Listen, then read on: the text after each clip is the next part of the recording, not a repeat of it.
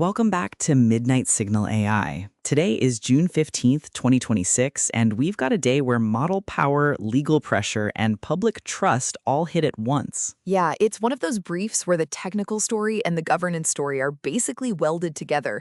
We've got a major OpenAI investigation, a big open source release from Moonshot AI, and fresh signs that the AI spotlight is now showing up in places like Stanford, not just in product launches. Let's start with the biggest headline on the board. OpenAI is under a sweeping probe. The scale matters here. 42 state attorneys general is not a routine complaint letter. That's a coalition with real pressure behind it.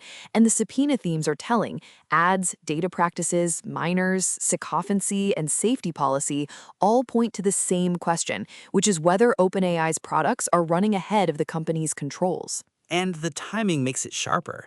This comes just days after that reported IPO filing, so now every policy question potentially turns into a disclosure question too.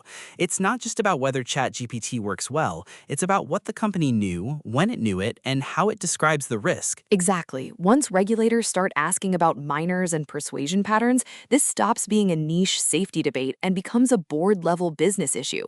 If the probe broadens, it could shape how OpenAI talks about growth, advertising, and product guardrails for a long time. Sticking with frontier models, Moonshot AI just put a very big stake in the ground with Kimi K2.7 code. A trillion parameters is a statement, even before you get into the benchmark claim.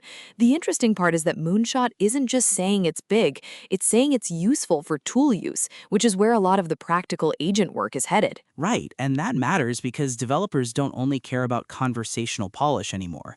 They care about whether a model can chain tools, recover from mistakes, and stay useful across longer tasks. If Kimi really lands there, it puts pressure on the idea that only closed frontier systems can lead on agentic coding. But the proof is always in the workflow.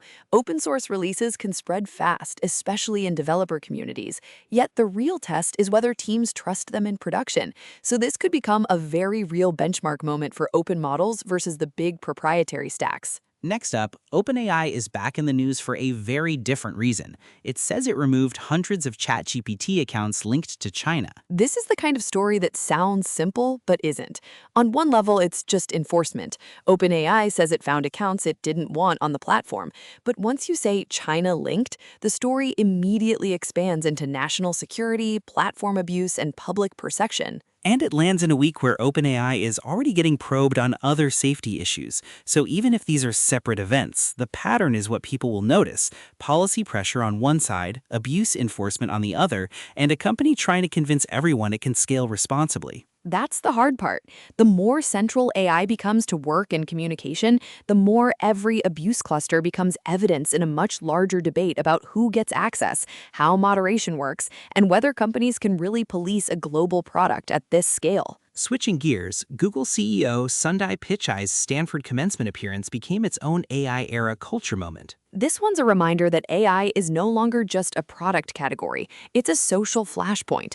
If a CEO steps onto a Stanford stage and talks around AI, people notice, and not always in a forgiving way. Especially because Google is one of the companies most associated with the whole AI era right now.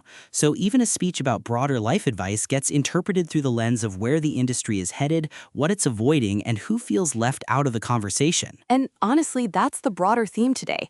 Whether it's OpenAI, Moonshot AI, or Google, the public story is no longer only about model quality. It's about legitimacy, boundaries, and whether these systems are earning the trust they need to keep expanding. One more policy-heavy item to close the loop. There's fresh reporting that the US is asking Anthropic to block global access to its top models. This feels like the policy counterpart to the OpenAI probe. One story is about what users do with the product, the other is about who can even get the product. Put those together and you see where the frontier market is going. Capability matters, but access control may matter almost as much. And that's why it's not enough to think about these companies as just software vendors. They're becoming infrastructure, media systems, and sometimes regulated utilities all at once. That means every launch, every enforcement action, and every public speech now has more weight than it used to. On the hardware side, NVIDIA's chips are doing something that sounds efficient on paper and messy in real life. They're powering both sides of the AI race. The article argues that as US-China tensions tighten, Jensen Huang's hardware becomes less like a neutral tool and more like a geopolitical pressure point. That matters because the AI story isn't just about model breakthroughs anymore. It's about who can actually buy the compute to build them. And that's the twist, right? A chip doesn't care whose lab it's in, but regulators definitely do. If the same silicon is underpinning rival ecosystems, every export rule becomes a balancing act between commerce, competition, and control. Exactly. And for the companies in the middle, there's no perfect outcome here.